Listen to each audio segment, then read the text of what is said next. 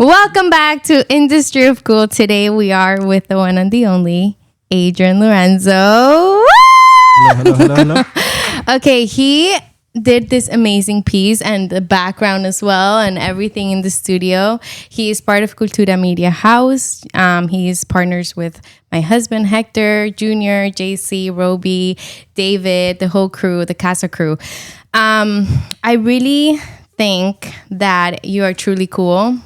Since we met you, I think, in my personal opinion, you're like, you show true leadership because you are so caring to those that are around you. You're a big dreamer. You are not afraid to dream and push and, make it happen. And you're also something that is rare is you're both creative, but you're also a businessman. And I think that those two things are the essential wings of the human to really go out there and push through limits and do their thing. You're also so generous and kind.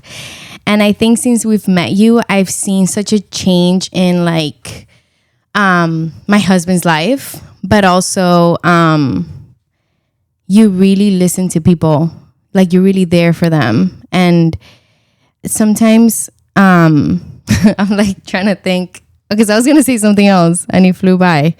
I'm just here blushing over here. So that's very. I'm just where is it? It's somewhere in there. I said, so kind. Yeah, you dream and you're not afraid and you ask people you're really I'm not going to mention it, but in the film, you really want to have conversations with people and that's really rare. Sorry. So anyway, have you always been like this? How did this Adrian happen? Who was Adrian in high school? Oh, wow. Those are all different answers to each of those later questions. But to answer your overall, wow, I don't know. You took me by surprise there. That was very, very kind and I'm very honored to be anywhere near any of the things that you described there. I really am. And it's, I can be as profusive in the direction of your husband, in the direction of each of the, yourself now, all the people that I've been collaborating with. So it's been a fun, kind of new evolution in my life, kind of new chapter in my life to be collaborating with other people, especially to your more focused point, about having conversations. Yeah. In this era of being talked at, there's just something to people talking to each other about magic happens. Yeah. I think it's why the podcast form is successful. It's not to go be a podcaster. I did not get into this at all. I didn't think I would end up being a podcaster, but I like having good conversations about things I'm interested in. And so it was a contemporary natural segue into this space because this is also what it really is a big art project. Yeah. It's a big art project with layers to the art and not just thinking about it like painting. And when you think about it like that, it's it starts to come together and make more sense. Yeah. This place is so magical. You walk in and it's in the atmosphere. It's something different. People walk in I'm talking about myself. I leave inspired. I want to do something. I want to write a script. I want to prepare the next episode. I want to, it's a constant inspiration. And that says a lot about who you are. You believed in this thing. You brought the people that you thought were right for this thing. And, all of you guys just have created such a wonderful space for so many creators, for so many human beings. It has been so good for my mental health. I can't even tell you how much. But I want to know who you were in middle school, high school, because I feel you might have been very different. Yeah, I will get to that. But to the thing you mentioned about the space is probably the best compliment you could ever pay, because that is exactly what I hoped this space would be, and a dream of mine that I had with, a discussion that I had with my wife as a dream, as a vision, as a goal. And so for you to be giving that feedback about how this place makes you feel, and hearing other versions and iterations of people telling me a version of this is I don't know, it gets me like fired up. That would be like an optimal best case scenario, and to see it happening and to see other people what happens when you get together to create, to ideate, to put really curated palettes and tastes and ideas and experiences and layered stuff, you put it together and you focus on some common creative projects, special things happen. And I think the studio is like a larger iteration of that. But who was Adrian in middle school, high school? Wait, I do want to say shout out to Amanda because hello, shout out. That's amazing. Power. You should start there. Powerhouse right there. She is the reason all of this is. Yeah. Yeah. That's a direct, there's a direct one-to-one correlation there. I mean, both of you are one, right? Like you guys are married. You guys have a wonderful daughter. We do. So as doing that, like we see you, we see Amanda, and we see Amanda all over the place here. She's incredible. So I just want to shout her out. Anytime she's worthy and merits a shout out. And she's actually, in all seriousness, most of this was to kind of impress her. You know, like me being my most genuine self. She walked with me through starting to be an artist, if that's even a thing, right? Like I was a baseball executive scout one day, and then like there was a day where I had to decide to be like, okay, this is what I'm also going to be. And I tried to do both for a long time, but this is the person that ignited that and then walked me through all the, like kind of I don't want to say a death of a previous life, but like a kind of a death of a previous self for sure. In terms of a chapter of my life that was so beneficial in so many ways, and I'm so thankful for who I was to that point, but decidedly something, I don't know, a growth from that ever since that point. And Amanda's been with me through every step of that journey, and I wouldn't be an artist if not for my muse, basically. Your muse, you know, like, it's really in that it makes sense why people have used that word for a long, long time. Yeah. Why creatives have used that. You know, it's like, oh, my muse, my this. And they're not always talking about a woman. Yeah, no.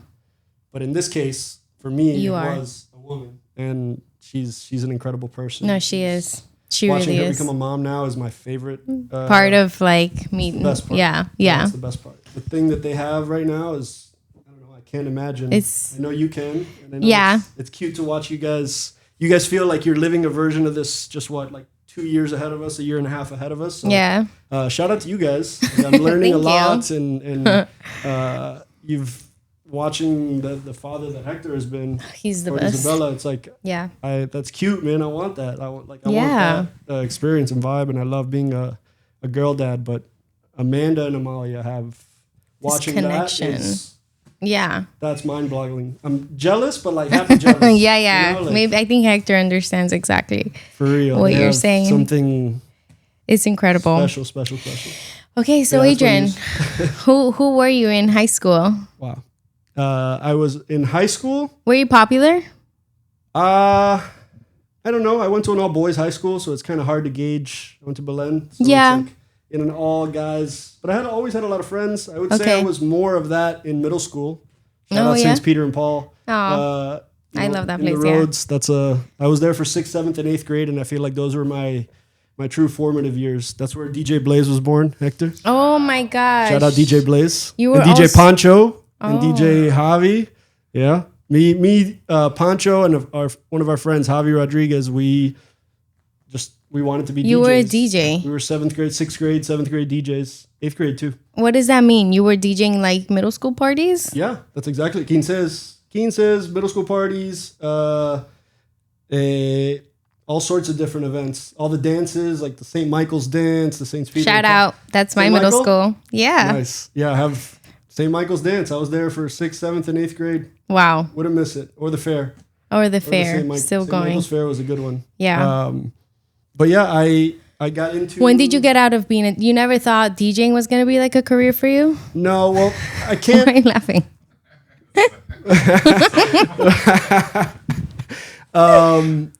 Baseball was dominant in my life. So I should probably mention baseball before I mention... Like, who was I in middle school and high school? I was a baseball player. Yeah. Like, you were like The Sandlot. Very much so. But in private school. The Sandlot was my favorite movie. Ken Griffey Jr. was my favorite player. By high school, middle school, I started to get good at baseball. I wasn't like a good young kid player. I was fast. I could run. I was a good baseball player, but I became a better baseball player through middle school and into high school, where I thought I got to a point where I was pretty good. So it dominated your life, my life in every way. All my friends were my baseball teammates. Shout out the Belen baseball guys, because those are my close circle of friends to this day. Is my Belen baseball circle, an outgrowth of that circle. There's other people that weren't directly in that, but baseball has always played huge part. Continues to play. Even though I'm not working for a team anymore, I still do a lot of baseball related things. So baseball is core to the identity and core to me. It's what me and my dad did on the weekends. I was going to talk about your family. Yeah. So who's like the most influential person in your family for you throughout those formative years? My parents equally, I would say.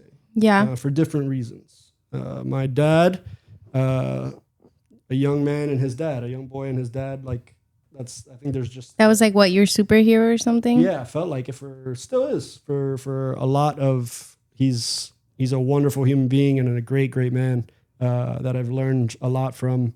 But my mom is kind of like equal. Yeah. They play these equal roles in my life for different reasons, and my mom is a powerhouse. She's my mom. I am my mom in a lot of ways. Are you, the personality-wise, are you more like your mom? I think there's attributes of both, and it's going to impact the way that I parent for sure, because I think that makes sense. I think I'm like in different ways exactly like them. Oh, wow. So you think you're taking things from them to parent your daughter now? Or like you're trying to do things differently? No. Or both? No. Trying to like maybe catch up to what they did. Wow. That's really rare. In some ways different. In some ways just like more... I really want to draw out Amalia's creative expression. And my mom did that for sure. She's the through line in all of this as an artist is my mom would send me like an art kit for Christmas. Or she would get me like, when it's time to give gifts. Was she an artist? No, but her mom was, my grandmother. So that's the artist in the family is my grandmother. Now we're... We're all over the place. No, not all over, but going deeper into it. My grandmother raised me in a lot of ways because both my parents worked. Yes. And so I spent a lot of time with my mom's mom, being raised by her. And she was an artist in her... I don't want to say an artist in her later life, because if you're an artist, that means you've always been an artist. So it's always been in there, and I'm learning that now. She was what, a painter? She was a painter. Landscapes, Cuban things, Cuban landscapes, but she was artistically inclined and just a colorful personality, like an artist. And so do you still have her art? It's everywhere here. Really? Yeah, there's a whole shelf. I have to go see it. It's moved from storage to storage to storage, but that can never go. Never. I'll keep that alive forever. Forever. My brother has taken a lot of pieces, so a lot of them live in LA. Her friends and family have pieces. She painted a lot. So you saw that process of her painting? Yes. What was her process like?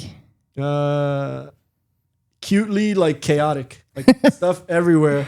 But she was just like, she needed to get out this creative expression. Yeah, it was a need more than like, I need to be famous or anything. I've never really talked about this actually, but I think that for sure there's a subconscious and a truly definite connection with watching her do that and now relating to that energy of needing to create. You feel connected to her when you paint? For sure. I actually use her brushes.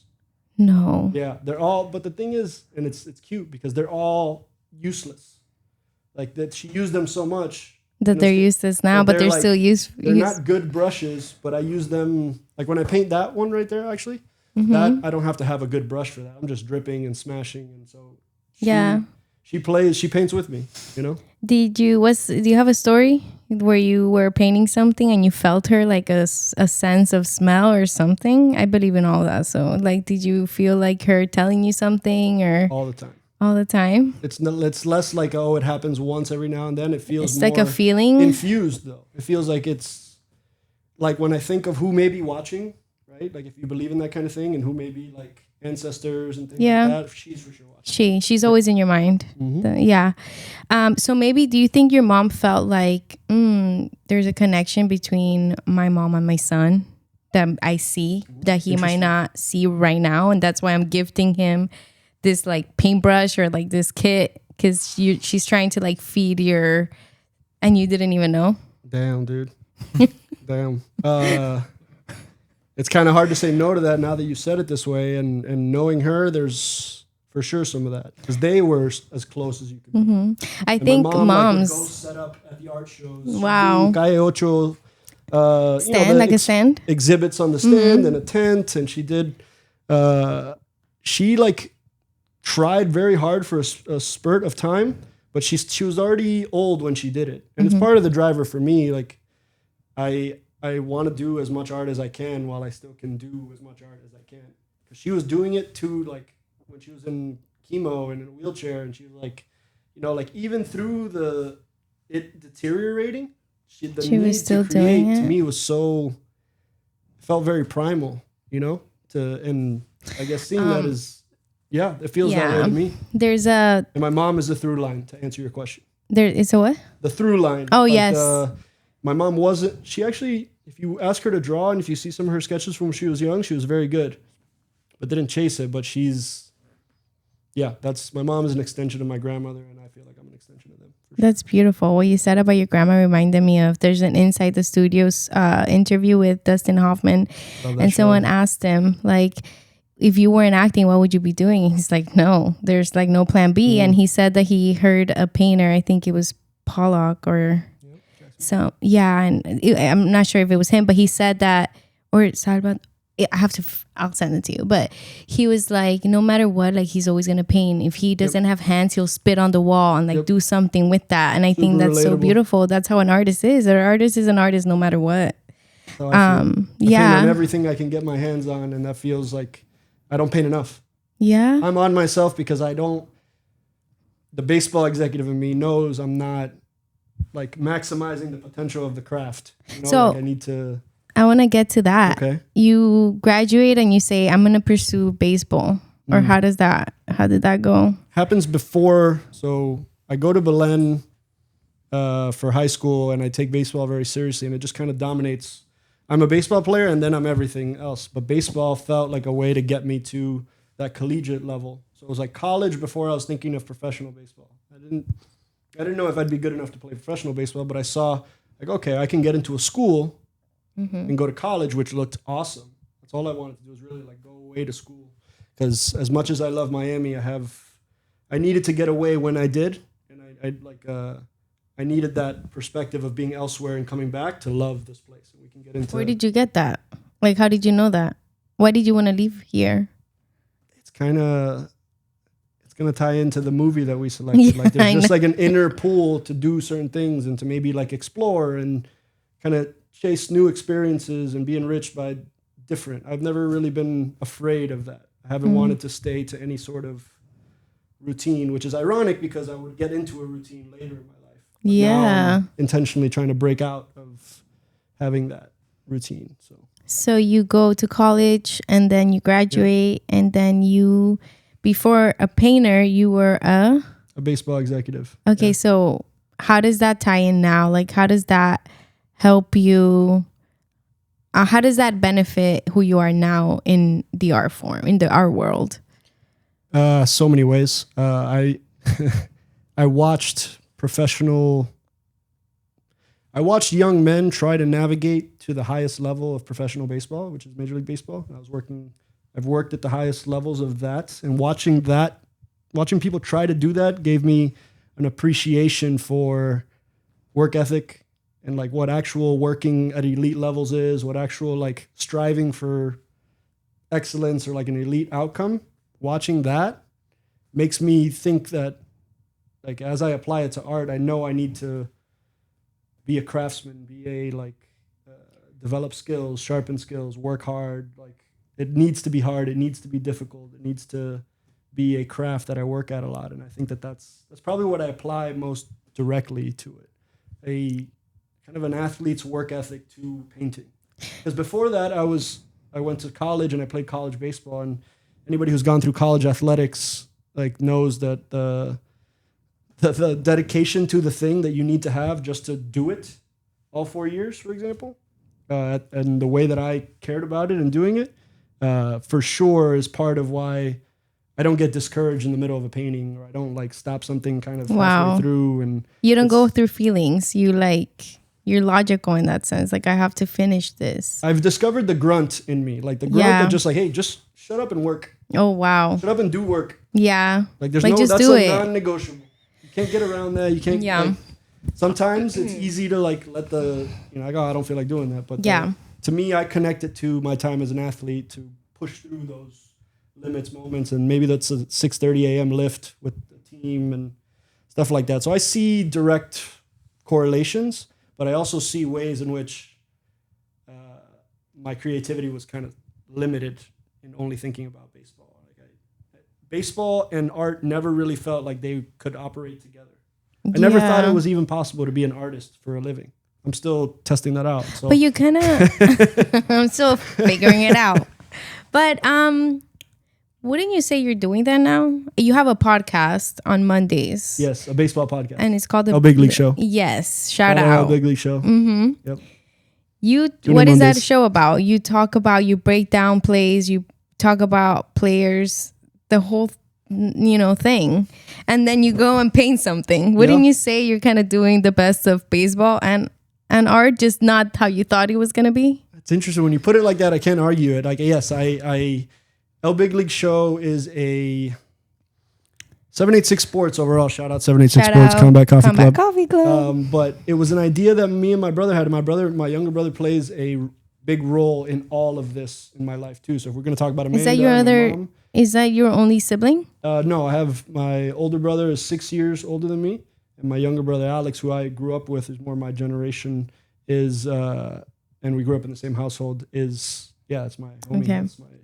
Okay. He's like doing a version. He's living a great life, living in LA, but he plays a big role in all this as well.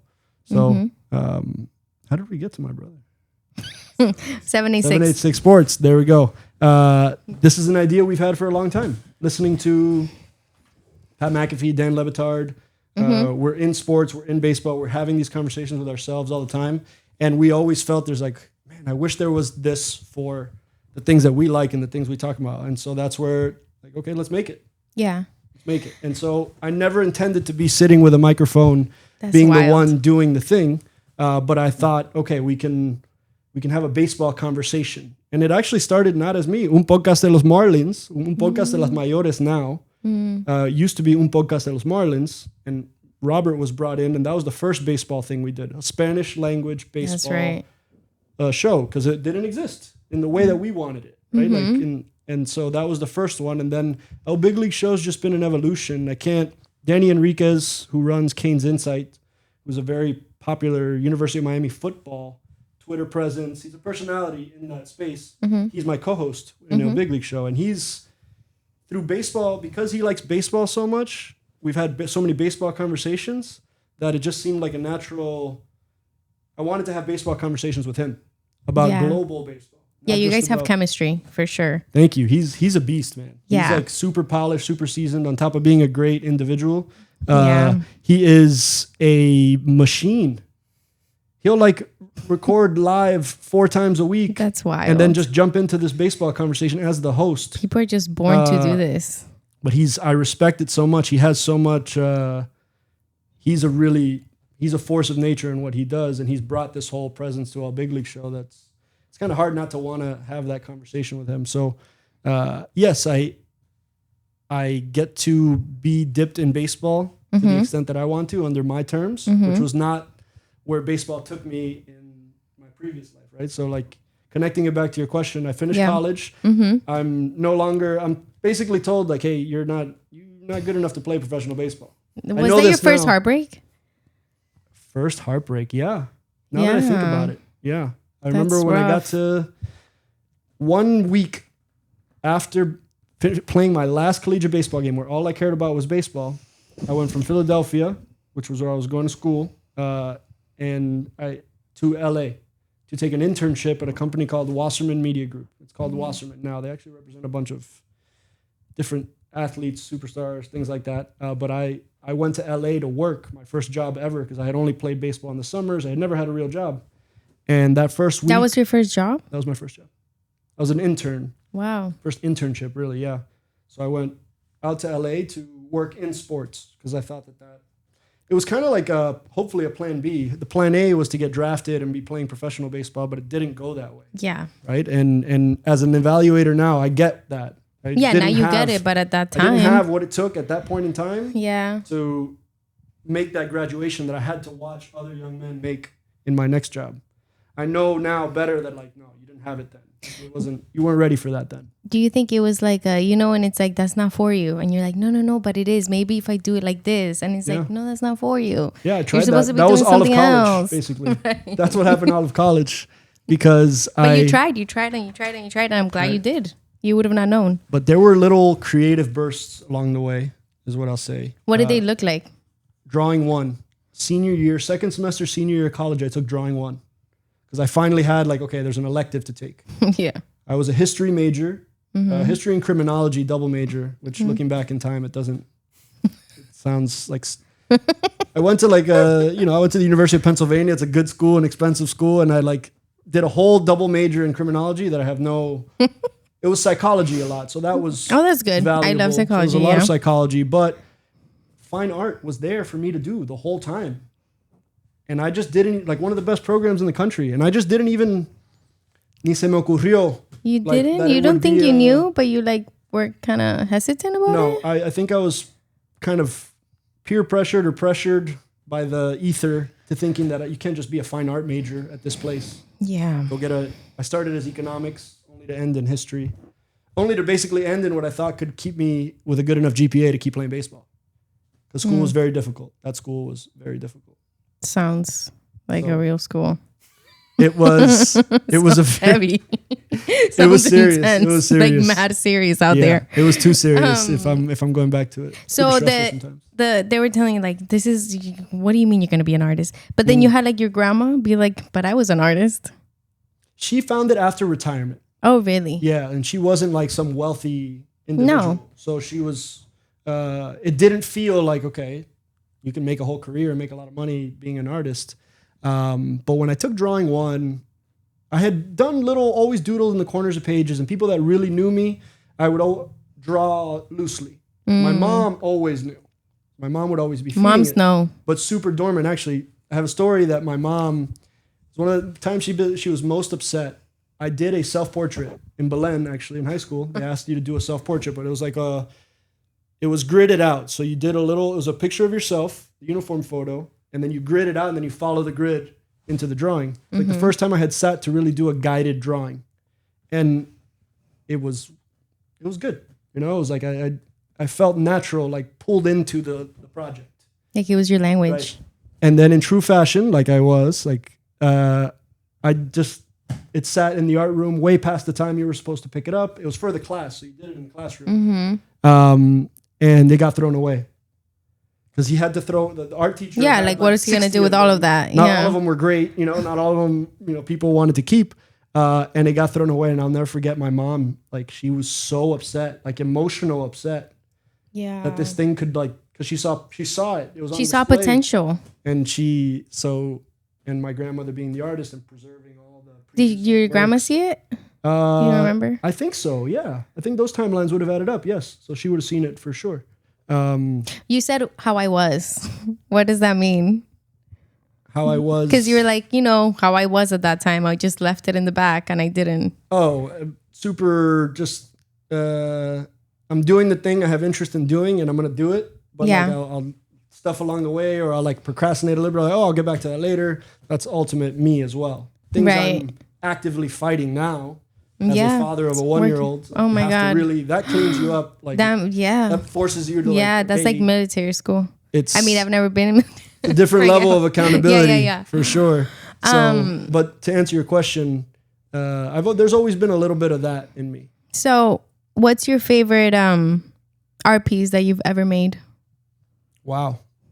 And you've made so many, so this is a really difficult question, right? But difficult question, but there might be one. There is one, and it lives in somebody else's house right now. Yeah, shout out George Perez. A collector has that as like his centerpiece in his house. What was it? It was my first real large scale painting that was more Jackson Pollock style. It actually wasn't the symbols that you see. It was a little more kind of like that one behind the screen there. But it was made at a time. It's not how it came out that is the reason it's my favorite. It's like the journey of it. These are journal entries, really. Yeah. I'm being honest. Like all of these things are journal entries. I don't write. I don't sit and. It's hard for me to sit and get thoughts out in word form. Okay. I can talk them out, but to sit and write them out, it doesn't flow easily. Like for my wife, it flows easily. She really expresses herself well via writing. Yeah, but that doesn't. So this is. You're more visual. This is that for me. But when I see that piece, I remember who I was, where I was. They're kind of can teleport a little bit back to that time. Would you say that Adrian in the past and Adrian today are two completely different people with the same essence, but like are very different? Like you were born again? No, I wouldn't say it that way. Although there are certain kind of things that rhyme with that. But mostly I feel like more of the truest self that was always a little bit suppressed because baseball didn't allow space for anything else to occupy. Especially when I graduated into working for a baseball team, it just dominated life. Yeah. How was your life? Was that like your darkest period or? It would descend into... Not like off the bat, but like did it lead you to like a questioning of self? Like what am I supposed to be doing? Like who am I? Like where am I going to go? For sure. And that's where this movie plays a role too. So we haven't even got into the movie. Look at that. It all ties in. But it's how do I answer your specific question?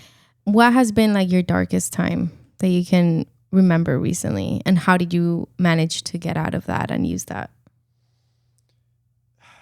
My darkest time, I'd say, was when I arrived to a point where I felt I had succumbed or I had just dedicated myself to the job that I was doing. Yeah. Like I had this thing that was at first so exciting. And so like I wanted to be a general manager. I wanted to be Theo Epstein specifically. Who's now, he would go on to be the general manager of the Red Sox. They'd break the curse with him as the general manager of not winning in so long. When I was in college and like after post-college, he was like that guy. Moneyball was also Billy Bean. Moneyball, the book, was very popular then before it was a movie. And I had read that and if I can't play, I'm still attached to baseball in this way as a general manager. But to get to be a general manager, you start as an intern and you're going to do your time. You don't just like say like, oh, I want to be that and you become that. No, those guys are beasts. Like those guys are machines. Wow. And so I started down the path of trying to do that. And that looked like an internship in Fort Myers, Florida, after I was like working at a sports agency for almost 2 years. So that's where I would start my baseball executive journey is what I'd say. And that was the start of a 12, 13-year journey of chasing that as hard as you could chase it. Wait, you did that for how long? 12 years, 13 years. Oh my God. Yeah. That was 6 years with the Boston Red Sox, 6 years with the Miami Marlins. Yeah. How did you break that up? Like, how did you get to, I don't want to do this anymore? Oh, it's a slow descent, right? Like and it's a tough decision even when you have to make it. Like part of me still feels like you get the itch by doing it, but that's where our big league show comes in. So I can scratch that itch without allocating my whole life to it, right? And that's what those jobs necessitated, especially the first ones. The 2 internships at the front were the hardest I've ever worked in my life. It would get a little easier, but what does that mean? Because like we don't know what that means. Like you didn't sleep. Yeah. How was your day? A normal day for you? Every day you show up and your alarm goes off 4:45. You know you have to go to the complex to pick up the van to then go to the players' hotel because most of the players stay at a hotel, especially the Latin players. You'd go drive 20 minutes to the players. 6 a.m. was the first player pickup. 6:15 was the first player pickup. Like, because everything started early. It was like a morning shift kind of life. And I was the facilitator. I was like make sure the coffee's good, like do the video. In that role, you're in that system, which has produced many like top executives and things. Like there's a reason you go through, you pay your dues, polishing and you fall by the wayside if you don't do things correctly. And the things that are correctly necessitate your 24/7 time. And so at that point in my life, I did that. I'd 5 a.m. go pick up the guys at the complex, make 2 trips of that. and then start your regular day's activities of being out in the sun, doing video, doing analytically driven research, just doing an assortment of baseball things, but always, because I spoke Spanish, baseball, I found a place, I found a role. A way to be useful to people. First, young kids that they're getting to the United States for the first time from the Dominican Republic, Venezuela, Curacao, Colombia. They're 18 years old, like 19 years old, carajitos, and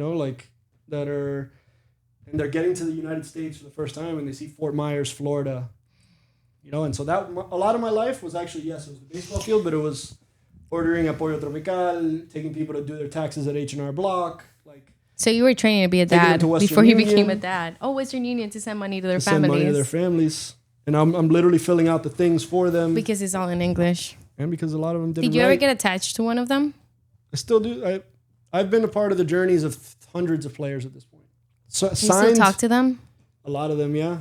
Instagram helps. It helps to see what everybody's doing in their stories and just kind of stay loosely in touch. And they know I'm reachable there if anything comes up. So yeah, every day I talk to a different player that I had some sort of story with. So that part of my life, it would be completely incorrect to not talk so much good about it. Yes. But then ultimately arrive at the answer of the question like Dark, because you realize like you give all of that. I don't think it had so much to do about that, but about within you.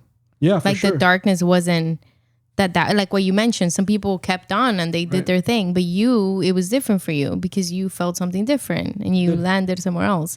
So you landed in like, what am I going to do? How does that transition happen? It's like Christopher McCandless versus Alexander Supertramp in a different, but we're going to talk about Into the Wild, guys. Yes. That's what we're going to talk about today. That's what this podcast is about. But it's amazing how it ties together. Yeah. No, I mean, let me tell you something. We were watching the film. Yeah. We were like, this kind of reminds us of you. Oh, wow. That's like, I don't know what it was. That's so maybe you're going to tell me what's up, but are you like no, I'm kidding. But two complete different things, like an artist to like going and picking up players and facilitating things and being a businessman 24/7. How long did you sleep for in those nights? Sleep, it's like hours of sleep. Not many, but also in quality of sleep, not very good. Yeah, you're never resting. And when I would grow into these more managerial roles, so like director of baseball operations or director of international scouting, like you're now managing people. And you're making decisions on whether they have a job or promotion, like things that you do impacts like the lives of other people just by being kind of not their boss, but like a supervisor of their things, So like that was all consuming too. Does your phone ring like all the time? Like and you wake up like you're waking up looking at your phone. You're like always tied. You're probably in your dreams talking to somebody in your dreams. Happens like all the time. That's wild. But actually it got scary because I felt like I wasn't dreaming because my brain just needed to shut off. Like it was like my mechanism. There was a point in my life where I remember not dreaming. Right? Like just not being able to, probably dreaming, but not remembering it because my mind is elsewhere. My mind is occupied. And I felt like my mind working in baseball was always occupied, especially more as you get more responsible for things. Yeah. So it didn't get easier. It got different. Hours got different. You got perks that as an intern, you had to be there all the time. Yeah. But then when I had to travel Latin America exclusively for 3 weeks out of every month. For 3 years. If I could just do exactly what I wanted to do, it didn't look like sitting in a baseball office doing a baseball job. But society tells you, hey, you got a job in sports. Like that's about as good as it gets in terms of jobs if you have to have one. And it was to an extent. But there's always something that, and this is where film comes into play a lot. I felt like film is the through line as well into all this escapist component. I mean, I think painting is a part of skate. Being real life and painting your world starts that way and then just becomes a desire to just it's hard to say why I feel the need to express these things or make them because you're an artist. But I just do. Like I know I need to make this. It's like a binary you yes have to or get no. it out. And if I am given like, hey, you can do whatever you want today it looks different because I have a daughter, so that it involves her and my wife, so family day feels more But if I just have time, like give me a blank painting, give me a blank canvas, and like let's go on an adventure. Let's go down this. Hold on. This path because I got you this Care Bear so you can paint it with Amalia. I'm sorry. Amalia. Wow. This is awesome. I'm going to for Family Day now you get to paint with her. Wow. It looks different. That's my ultimate fantasy is this next like fantasy of my life, right? Like is to be painting with my little girl. I already do it with my wife to a certain extent. We do murals together. Really? Yeah. She does a lot of like the detail work, and so I need to see her broad work. Strokes. Yeah. And she'll like tighten up corners and like paint over with paint. Yeah. So we already work together. So can you imagine adding that extra oomph? It's Amalia just out the there. Visualization, like she's there with us doing this thing, being artists, being a professional art company, which is what Designed by Adrian Lorenzo is. It's an art. Amanda is my equal partner in the art business. Yeah. She's the business side to this art business. Right. And I very want this to be like our family business. Yeah. No, it is. Yeah. And we have intentions to do this differently with her. Like not differently intentionally to be different. Yeah. But she grows up around art. She knows that like you can do creative all the time if you want to. I want to really like chase that, promote that, see what version of that it looks like for her. Music, acting, whatever. Yeah. Let her gravitate. Let her do her thing. That's the part where I wish that was made more clear to me growing up to chase that. Okay. Maybe you had a different experience because you lived a more creative, right? Like your route through high school, if I'm not mistaken, is more my mom from the beginning, she was like, I can't make you be something you're not. You're a creator. You are an artist. Right. She saw it since I see it in my daughter now. That's awesome. She's just like me. And I'm like, okay, well, now I get to guide her into that world because I love that world. Right. But I think back in the day, specifically, there was a lot of fear of, that world is really hard and it's really hard to be an actress. But my mom was someone that always did everything for me. She put me in all the best classes, best everything. She was like, you want to sing? Okay, we're going to get you a coach so you can really sing. Wow. You want to do this? Okay, let's go there. You want to be a model? Let's go to John Casablancas. Let's do this. And, she's was the always... MVP. Yeah. Wow. So... But you wish you had that, you said? No, I had that in the baseball direction for sure. You had that in the art too. Your mom gave you that. I did, but baseball, it goes back. It's a theme. Like baseball dominates. Yeah. So like growing up a Cuban boy in Miami. But you think it was also personal because you thought that was expected from you? Yeah, I wouldn't learn this till later. It felt just more like... natural. It felt more natural. Yeah. It didn't feel... Art just didn't come up yet as a prominent thing. Okay. But I knew I was an artist always. Yeah. Because I would feel that pull. And this is the thing that's hard to describe. You just know you feel that pull to create.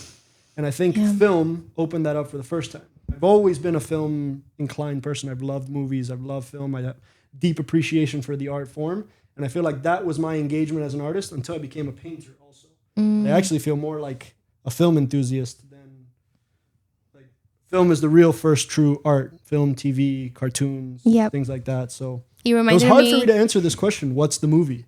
This one is very intentionally selected. So let's get into it because this film, my goodness. Why did you pick Into the Wild? Because no other film has made this profound an effect. Mm-hmm.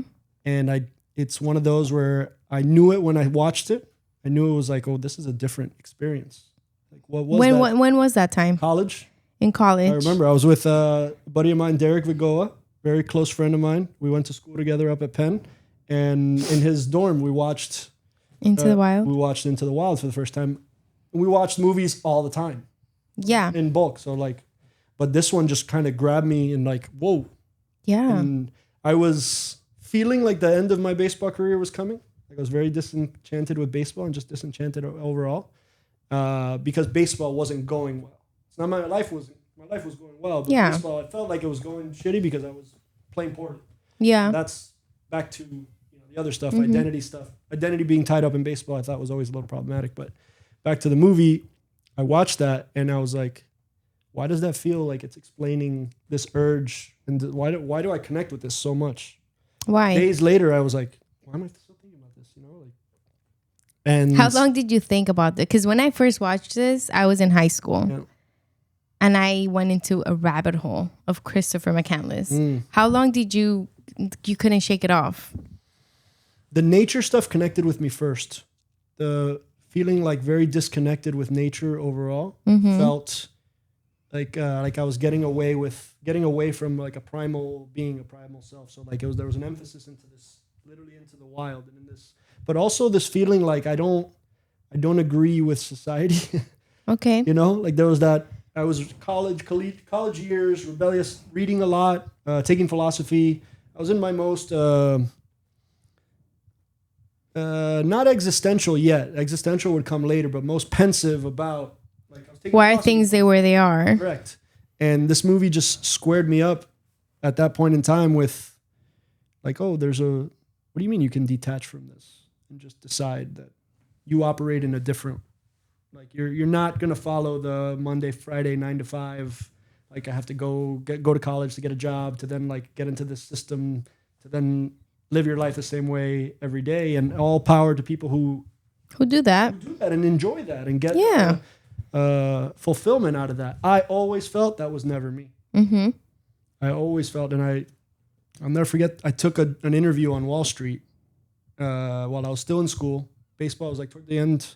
My last week in school, I took an interview on Wall Street, and it was straight up like him and Into the Wild, where he kind of comes back to LA and comes back to society for a second. And he gets this like overload of like, oh, I definitely don't belong here. That's how I felt in that Wall Street interview. I was like, oh, I definitely don't belong here. And that's where everybody I was graduating with in college was going. Yeah, that was like the thing to do, right? And a lot of them have become very successful doing it. Good for them. But I just always felt, and this is where the artist, it makes more sense to me now as an artist. Now you can see it. Right? What the thing I felt then was a pull in the direction of something a little more free, a little more creative, a little more wild. Yeah. You know, and like that movie just sat with me. And I wanted to get away and do exactly that. Did you do that? I came about as close as you could come to doing it. What does that mean? Like you planned everything? You planned to leave? Literally burn like your social security number? No. I never believed in taking it to that extent. That was incredible. Okay, thank you. Yeah. I never believed in taking it to that extent. I felt like that would just... Gave away all his money. It's different from my life. I had great parents. I have great parents. Okay, I was going to ask you, like, movie, did you... He's very negatively impacted by what he watched. He has a lot of trauma. For sure. But it's also like... So in that way, it's not connected to my life. I didn't want to get away from my parents. But I was a young man trying to make it, you know, going to college, like trying to play baseball, just trying to do. And then did your dad? Sorry, but I want to know this. Yeah. Did your dad ever make you play baseball? No. Okay, so you didn't have that pressure. No, you really have gone through your life experimenting things because you decided to. Baseball was appropriate when I was doing it, and I liked it, and I had fun doing it. I've just learned that there are chapters. Yeah, sorry. There are phases. Yeah, but you were saying that you never connected with that part of the pain of divorce and like the family and all that. So then what did you do?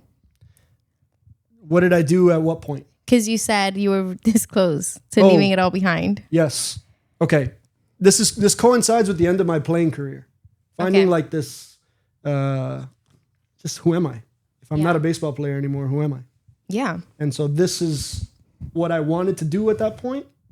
It goes back to watching that movie a few years earlier. That like, okay, well, what if I just kind of got away for a little while? What if I just disconnected for a little while and reset? Go find yourself. Yeah, because something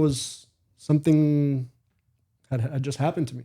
And then it's at that point in time, I had also gotten into a pretty serious car accident. That's like kind of pivotal in all this. Oh my God. So this like existential moment happens. Yeah. Where like it could have been a different way. And so after that, I felt this urgency, the sense of like, damn, this shit could go like now. Like in a car accident, you know? And luckily everybody involved was okay and survived. You were with people? It was intense. Yeah. Yeah. It was with people. It was very, very intense. And I'm still shaped by that in a lot of ways, and there are negatives to that. There are positives to that. The positive is, what do you mean? The sense of urgency. Okay. That now do take every day, because tomorrow you don't know if you're going to have it. Do the thing. Like if you're fired up about it, do it. And what I wanted to do at that point in time was get away and have an into the wild experience. What was the negative one? The negative one is just like a PTSD of like I'm a bad passenger in a car forever. That wasn't that happens. I've become like you were the passenger seat? I was one of the passengers, yeah. And yeah, intense. So now if you drive with someone, you feel like that pressure of someone being near you and like you kind of duck and stuff? I don't get in the car with other people. Uber, somehow I can separate mentally. Yeah. But like it's few people that I feel like comfortable as a passenger. My wife is one of them. Of course. And it's like, I feel a sense of comfort there, but for the most part, I like to drive as a result. Mm-hmm. So I'm always trying. You want to be in control. Yeah. In the car. For sure. And that's, so you ask about negatives of that. Yeah. That would be one of them. And it would just make you a little apprehensive in some other ways. But I took it to be like, okay, like there are things in this life that I want to live and experience, and ways that I truly am inside that I'm not being, because I think I have to be, I paid for this education, like it's a good school, like I have to get good grades, I have to. You felt like you had to be like perfect? I didn't feel the need to be perfect. I just felt the pressure to kind of always keep pushing and performing. And that's the negative side of competition. Yeah. Right? I feel more artist than athlete at this point. Mm-hmm. I'm athletically inclined, but more artistic in that sense, where it's not like winning doesn't have to mean everything now anymore. Then it kind of did.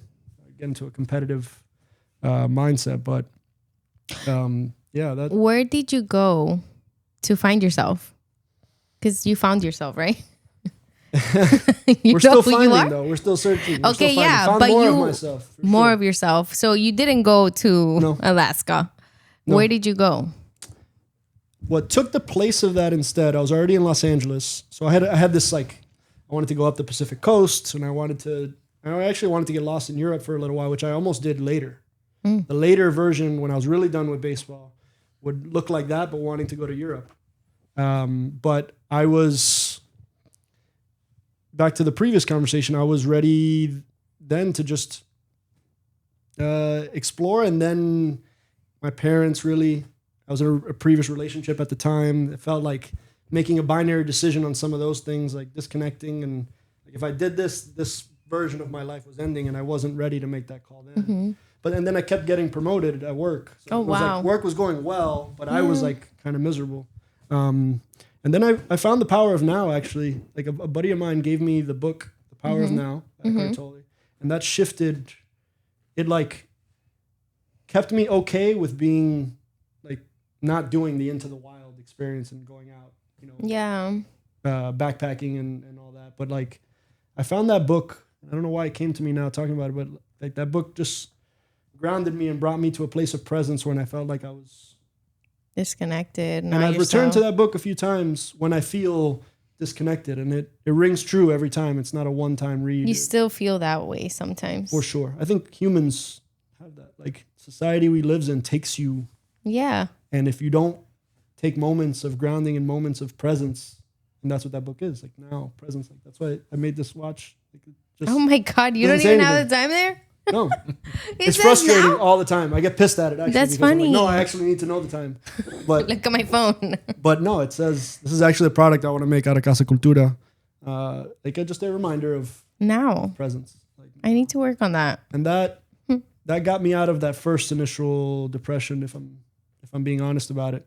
And then I would get swept up in baseball life for another, I'd go down the rabbit hole for 10 years until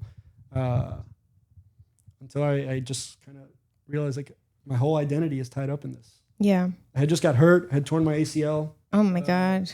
And so like that physically I was like forced to like, just like kind of like feeling like shitty, and started to feel like I need to explore another life, like not another life, but another, baseball wasn't filling it for me. Yeah. As good as career was going, and it was going great career-wise. Yeah. It just reached a point where this isn't satisfying personally,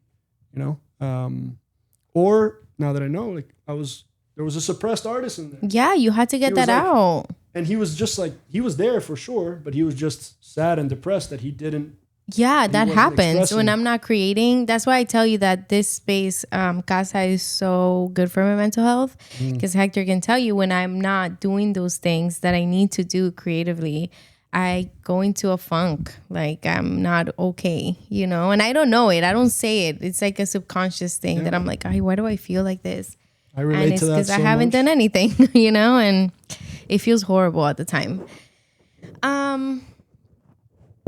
I think seeing that film now as a mother is a different perspective for me. I cried so much at the end because he, at the end, just pictures himself running into his parents' arms. Yep. And that shows me like, okay, so my favorite character is Ron. Happiness is shared. Yeah, it says happiness only real when shared. There it is. What do you think? Happiness only real when?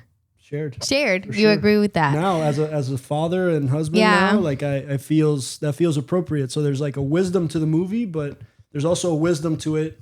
I don't think he found, like, ultimately, I think he grew spiritually as a person. And that's something I have huge yearning for. Like, I want to keep growing. I think that there are levels to us as a human, as an experience, as a soul, as a spirit.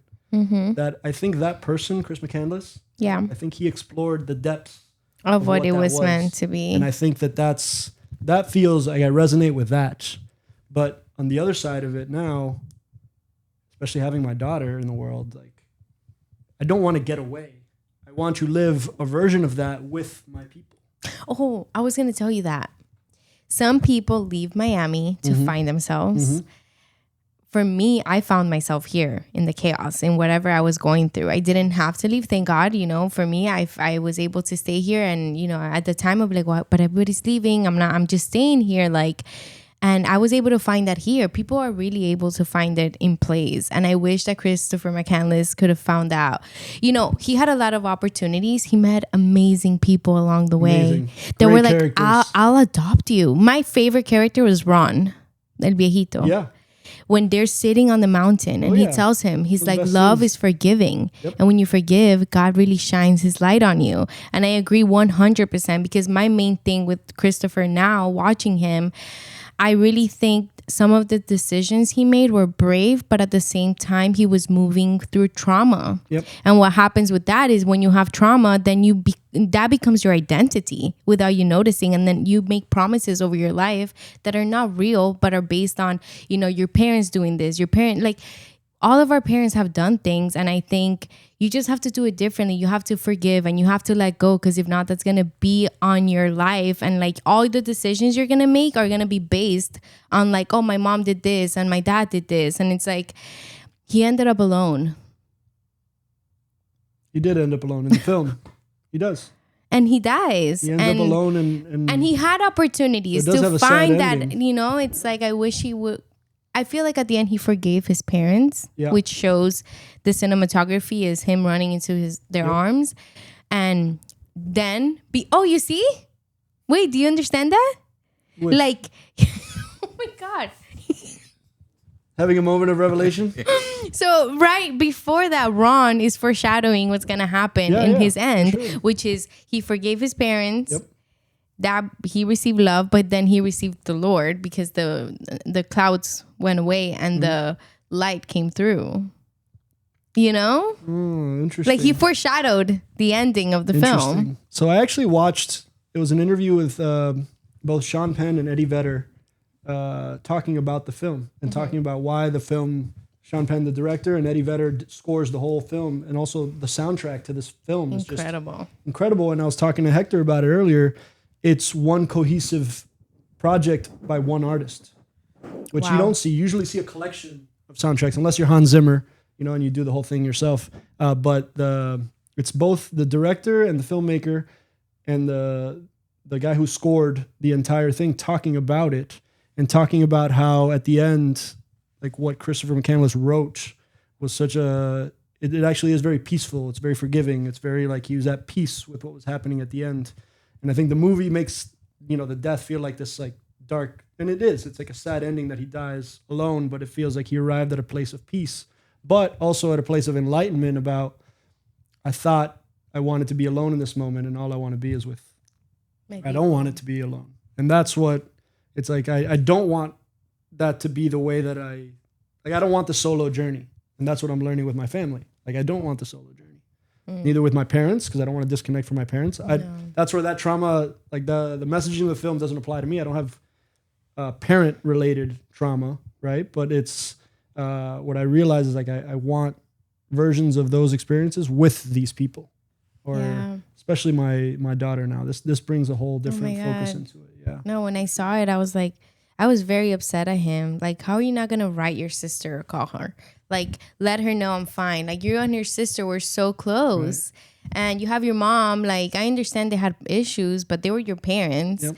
So it's so different for me in high school. When I saw it in high school, that was very different. I was like, oh my gosh, I love that for him. Good. My dad left too. Good. You know, like, and then it's like, no, that's not. But I do think, also, I don't think he was prepared enough to go out there by himself to the Magic Bus, you know? Sure. But I do, he's very inspiring. Like, he's very, you know how sometimes people have to go through a certain thing in their life so that others can benefit from his life? That's how I see Christopher McCandless. I think there's things to borrow from what he was trying to accomplish, right? Like what he was going for, what he was seeking. I relate to that. I relate to like finding the deeper levels of ourselves. But then the character, the Vince Vaughn character, actually stops him, and he's like points at his head. He's like, this up here, this is dangerous. Yeah. You know, like you can go too far. And I resonate with big time. Too. You can go too far, like both into yourself anxiety wise, but also I got to a point where I was reading a lot, and I still do. I still like to read kind of existential, intellectual things. But there's a degree to which I find like I've gone down too far. I've gone down this rabbit hole. Oh, I live in rabbit holes. Yeah. I live there. Hector's always like, oh my God, you're already. I'm like, I'm in there. I see the value of them. I'm happy there. If and so long you can like find the discipline to like, okay, understand when you've gone too far. Yes. You know, I'm like working on it. Yeah. It's hard. It's hard, but do as I say, not as I do. I go down them all the time. Yeah, you know, and I think that goes with being curious. I think that's important. I think asking questions is very important. I think Christopher McCandless asked questions. Well, Alexander Supertramp, he was like, I'm not going to conform to what people say is normal. One of the most powerful scenes for me is when he goes back to LA and he sees all the tall buildings. Like, it reminded me of Overtown in Miami, where you go and it's a neighborhood and there's drug addiction and there's like just so much sadness. And it was shot in a way that it just felt so like, my God, get me out of here. And when but that's like that's the reality that we adjust to a lot. You know, we adjust to that. Maybe not like the chaos of that particular scene. Yeah. But like overall, we grow numb to that kind of chaotic vibe. And then for him, he gets away from it, and that's where he feels his. I think, I relate to that a little bit. Sure. I think that sadness that he feels in that scene when he's outside of a bar and he looks inside and he sees a guy that reminds him of who he used. Yeah, that's a super powerful one too. Oh my God, Emil Hirsch just kills I love that him. Entire film, man. My goodness. Well, first of all, I was calling him Emily Hirsch till I did my research. He is incredible, and I really think he should have won Oscar for the best performance in Into the Wild. Danny, he gets it from me anyway. If he won the Oscar or not, like that's one of the better performances. And it doesn't come together, like it doesn't leave the impact if the actor doesn't perform it. And I go back to that interview with the director and Eddie Vedder. Yeah. They're talking about Emil's dedication to the film, like the basically isolation. But everybody sold out to be able to give this representation of Chris McCandless' story. And the book by Jack Krakauer, I think, was the book that got popular as well. That's the book I read first in high school. And the Sean Penn, and they talk about like how everybody was so moved by this person's story to feel the need to tell the story in this way. And then for the actor to deliver this performance. Incredible. And then for the music to be scored like this and made like as an art project and as a production company, which we are here too. That to me is what you like, want to do. Hell yeah. Yeah, man. hell yeah. That feels like the coolest art project ever. Like let's find stories like that and bring them out in this way, that would be this working fantastically. There's something that his sister said, and she said, "My brother's story is globally known, not because he died, but because he truly lived." Yep. She wrote a book called The Wild Truth in 2014. Oh, I didn't know this. But yeah, incredible. But and she gives talks, and she's a great character in the movie. Yes, I mean, she leads that story par en par with Christopher McCandless. And I remember Hector saying, "Why is she so deep? Like, she was so good." I was like, I love this woman. Because she grew up with this person as her brother too. That's the thing. So and she says towards the end, she says, you know, that's the voice that she's been. I think because of what happened with Christopher, she had to, me calling him like I know him. Like Chris. But this person is making an impact. Think about this. This person is making an impact on this many people by just telling his story and following his very natural instinct. That to me is magic. Magic. Like that's magic. Like how was he a perfect individual? No. Was there flaws? For sure. And I think that's part of the reason that you resonate with it. But there's something that he was chasing. Yeah. That's like a very primal instinct. He was searching truth. Yeah. And I think he was searching, his need was truth. His need was to go out there and know that there was something more than this life. And there is. And when you encounter that, that's why you hit a lot of like lows, because you're seeing something that you can't unsee. Once you already see it, you just carry that with you. He also says yes. And he also says things in that where it's like there are certain moments in life where it's important to like feel strong even if you're not strong, and do things where you feel like when he jumps into the ocean, you know, when he does these things to satisfy these very primal instincts. Like, I don't know, I connect with that. I think a lot of people connect with those instincts too, and that Sean Penn did, so did Eddie Vedder, so did Emile Hirsch, to come together in this, you know, powerhouse of a performance overall. But you know why I think Emile Hirsch and Sean Penn had such an incredible source to create this memorable film that will always be in everybody's lives? And it's because the family was part of it. Mm-hmm. And Sean Penn actually did the hard work, and he was patient to wait 10 years till the family was ready to tell the story. He did it with them. And he did it with them. That's the only way you're going to be able to create the atmosphere and the first scene of the film where there's a man dropping off Christopher McCandless to go off into the wild is the real person that took Christopher McCandless. I didn't know that. Yes. His name is Jim Gallion. Wow. The one that gives him the boots. My number's in the boots. Yes, exactly. Oh wow, yeah, of course. And I'm looking at him like, you sure? Like feeling like I should do something. This is not going to end well, but everyone felt it. Yeah, everyone felt it, and they loved him. They loved him. He was so easy to love because he was so true and so real and so authentic. That chapter with Vince Vaughn is like super one of my favorite ones. That's great. Oh my gosh, Kristen Stewart made me laugh so much. Do you remember her? In the film? Yeah, of course. Because she kept looking at him. She was so enamored with him. She was like just staring. I was like, oh my God, this girl is in love. But I was going to tell you something. Also, Jim Gallion gives Emile Hirsch Christopher's watch.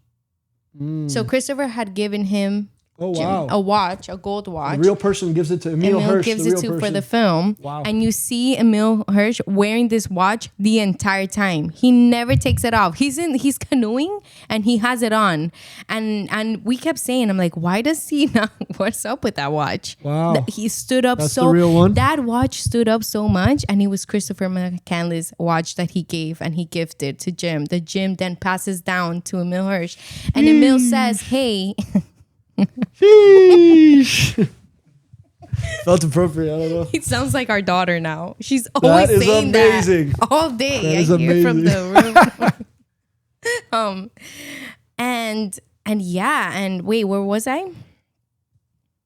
And Emile Hirsch in an interview said that he wore that watch and he kept him safe, like as the actor. Like, I guess he felt him with him, or I don't know what. Feeling safe because of the watch meant. But another fun fact, are you ready for this one? I am. I think so. The magic bus, the real magic bus, because they didn't use the real bus in the film. Right. was still there till 2020. I know. I saw something that they removed it with helicopters and stuff. What the heck? But they removed it because people were going there. People like us in love with the story. We're like, I want to go. Right. And 2 women passed really in the river. Wow. Yeah. With their husbands, they just like the river just took them. Right. So they were like, this is too dangerous. People. Right. He almost dies a bunch of times before he actually dies. So when he breaks, that actually happened to this lady. She went to grab the stick. It broke and she fell into the river. And then the husband went to get her out and she was already. That's so sad. Yeah, that's the wild is that as well, right? It's beautiful, scary, crazy, scary, spooky, hilarious. When was the last time you were in the wild?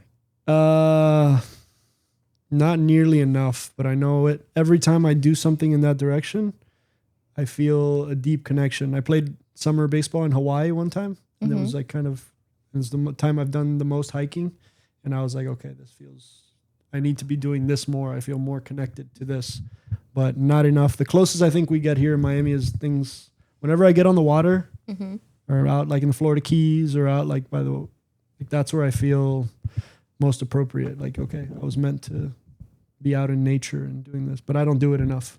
My hope is to do it often now with my daughter. Yeah. You're going to show her the world, aren't you? The world, man, for sure. That's I want to really do this very, I don't know. I want to like go with her whenever. Like, that's so nice. I just want to pick up and hopefully in a few years Oh yeah. But then I also want to have another one. So.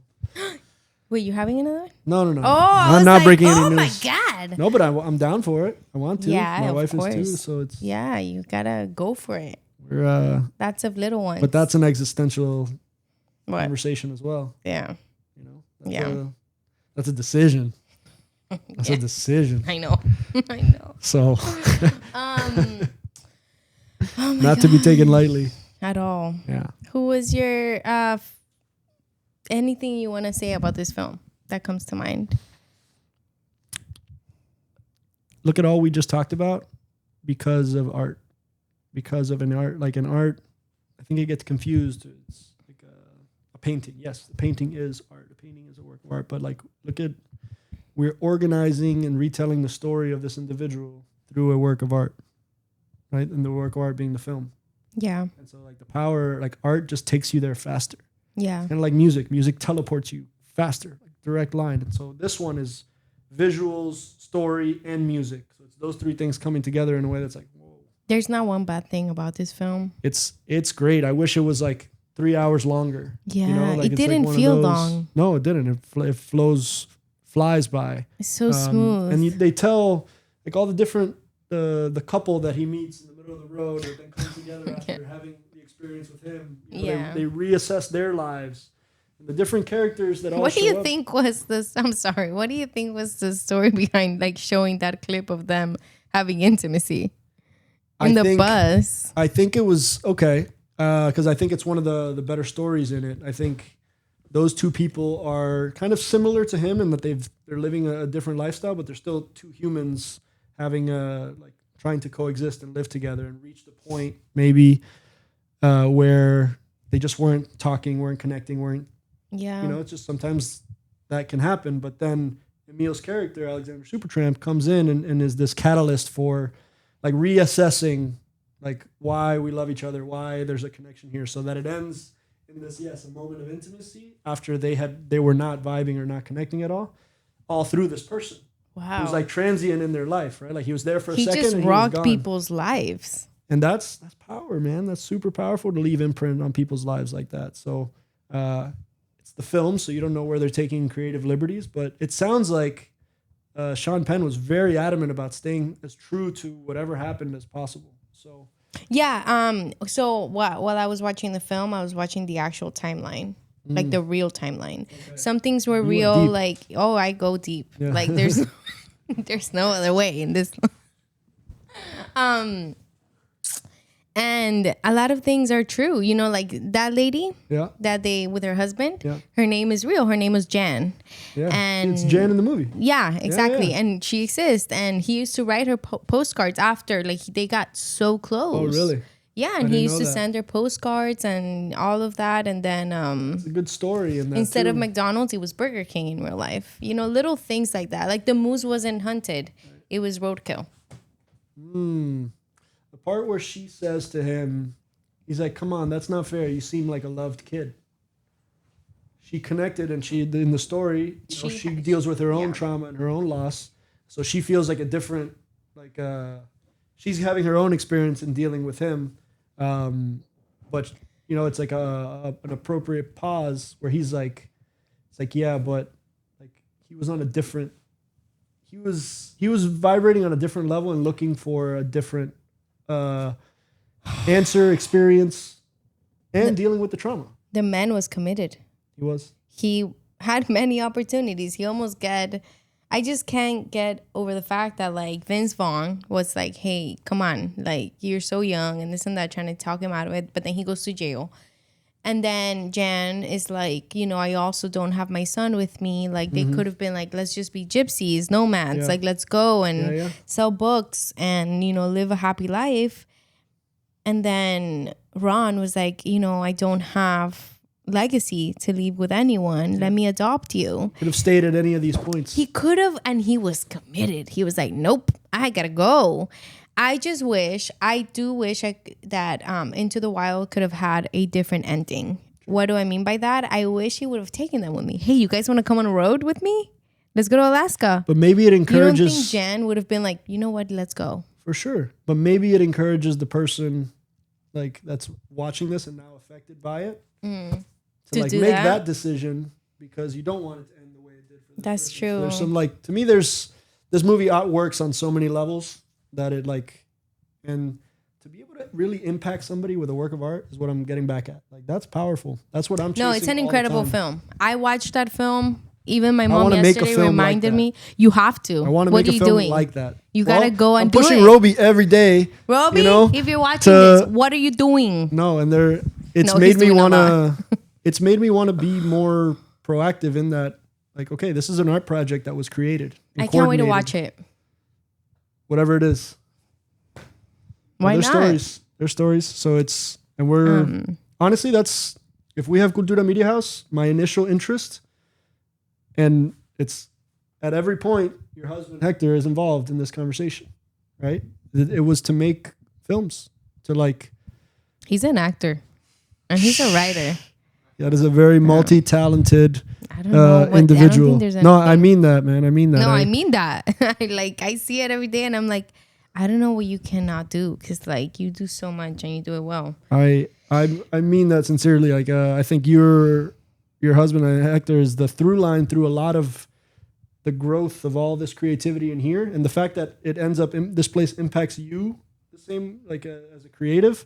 I think that's in large part, if not exclusively, because of your husband, because you pulling up with Roby that one time. I remember that time. Is the beginning of the rolling of the snowball. Yeah. Or us, honestly, you deciding that, man, maybe we could collaborate on a mural. And it was our first project that we worked on together. And then that would turn into a shoebox? No, digital, digital design that would go on a box. And it was like the first time, like the fact that somebody appreciated the work that was like how we can collaborate together creatively would be the reason that when you come in and meet with Roby, I'm not just meeting with a random person or like, and we had done episode 1. Oh yeah. We had done episode 1 of Creative Club.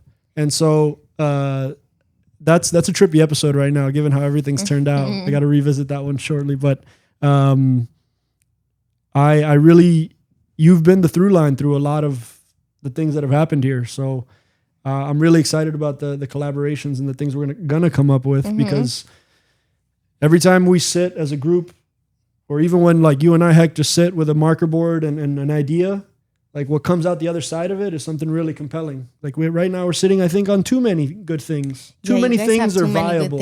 Yes. Trust me, it's a problem. My wife reminds me every day. No, I like it. I love it. But good for you guys. But it's, yeah. You guys were meant to be. Not to make it weird. But I do think you guys are a great partnership and a great, like, when you have a business together, it's like a marriage, isn't it? It can be. I think it can be more complicated than a marriage. Exactly. And no, I'm glad you're saying that, because I think I can comfortably extend that out from like our relationship to the rest of the internal group that we have at Cultura. Like I feel I've watched us navigate through these things and through these times where you kind of get a test of like, okay, how's this person going to react or respond, or whose ego is going to show up first and want to like establish itself. And with this group, it like doesn't happen. Yeah. It like things organically work their way into very promising situations. Or if something does come up as an issue, we can collectively resolve it or talk through it. And that to me is, you need that in a marriage too, right? Like you need that collaboration. And I feel like I have a lot of collaborative partners in this business. Yeah. And in the non-traditional, because we are creatives and because I have lived a whole life as an executive in a previous life, there are things I don't like from that life. Yeah. I don't want to be on my email every day, all day. I don't want to be doing like administrative tasks. I don't like, we flow together well as a creative group. Yeah. But we have enough adults in the room that don't let us just be crazy kids in a sandbox. You know, everything we're doing has a purpose. And you all make sense. And if it's not viable, it's noticeable. Thank you. If it's not viable though, like that's where I think we're different than just artists in a collective. Yeah. I think we're like entrepreneurs, creatively inclined entrepreneurs, not here to just like fuck around. No. Like, nobody hangs out in here. No. Everybody's doing work in here. Your husband first, like, I feel like I every time I see him here, he's like locked into some other project as well. And he's like that all the time. Oh. In my couch. He's that tracks with me. That lines up. But I think that's good, because a part of that, I don't want to just be a floating artist with my, like in Roby's play, a radical is a person with both feet planted firmly in the air. Oh, wow. I'm not a radical in that way. I don't want to just be an artist to be an artist. Like I want to make money, dude. Like I want to like, money, come in. Those two things aren't always compatible. Yeah. Right? And I think that what we're testing as Cultura Media House is like, no, why? Like these creative things make money. Yeah. Let's make creative things because we like them anyway. And let's see if we can make these commercially viable, either to sell it as the IP itself, get sponsorships for it. Or what I've seen is a lot of people looking in this direction, like, what are you guys doing over there? Yeah. Like, I feel a part of myself is very diminished, that's creative, that wants to, like, see what's going on. Mm-hmm. That's powerful, too. Very. That's powerful. And that's why I feel like we have to keep doing things, keep going. Yeah. I think it'll look different than what it even looks like now. Yeah. I think our best ideas are still in front of us. It's not the things that we've done that have got us here. I think it's the magic, whatever the next thing is that'll come together. Yeah. Version of Into the Wild, maybe. Mm-hmm. You know, I think the best thing about you guys is that you guys have a clear and strong foundation. Without that, it's easy to like stumble that, you know. With great wives. You what? With great supportive wives. Oh, yes. No, but that's another commonality, right? Like. No, yeah, I love that. I met Hector when this is not about this just became when I was 18. This is your podcast. Yeah. This is whatever you want it to be. When I was 18, I'm 32 now. And I always saw him here, like not like in a weird, like, oh, I knew exactly he was gonna walk. No, but it just made sense. And when he got to work with you and Roby and all of them, like I knew it was exactly where he was meant to be. And I'm happy that it's happening for you guys. And you guys have to protect this, and you guys have to keep nourishing it and believe that you can, because you are doing it now. Like when you look at your watch now, like it's happening, you know, maybe it's not like millions and whatever, but it's going to happen. It's going to happen. You deserve credit there too, I think. The same way that I would give so much of this credit to my wife, right? Like if you don't have a collaborator or a partner, especially with kids now, you know, like for you to support what he's doing, creating here, right? Like that's huge as well. And that's how I feel that support myself. And I also feel that as an extension of all the wives or significant others within our partnership group, because it is like, there's a degree to which we got to explain what the hell we doing here. You know, like, what do you mean you sat talking about art projects all day. I was like, okay, I know what it sounds like. Let me break it down. Let me explain why I believe in this thing. But I always get there. And to her credit, she always does too. Right? Like even if she's asking like a devil's advocate question, it's like making me be sure about why I'm doing it. I always arrive at a point where I am. And that's like, that to me it's rare, and it makes me feel like, all right, that's different. I actually believe in this. I'm not making myself believe in it. We get validation every day. Yeah. Every day somebody pops in here and I see the impact it makes on them, or we produce something, we put something out there that I'm like, oh shit, that was pretty good. Yeah. I like that. I don't care if anybody does. Exactly. I like it. If you like it, you know. That's the Rick Rubin thing. That's it. That's the only standard. You got to like it. That's it. And I think collectively, this is where I think we all benefit from our collective experience. Our tastes and our palate are very developed and multifaceted and multi-experienced. Yeah. Roby is an actor, writer, director, brings this whole wealth of a whole experience. Hector, like being the entrepreneur, the DJ, the brain, the creative, like chasing the Vegas, like DJ lifestyle, bringing a whole different, really curated palette. Right? So where I think if we tried to do things that were whack, different people in the group would be like, I feel this with Roby. Roby all the time. He's like, no, I don't think so.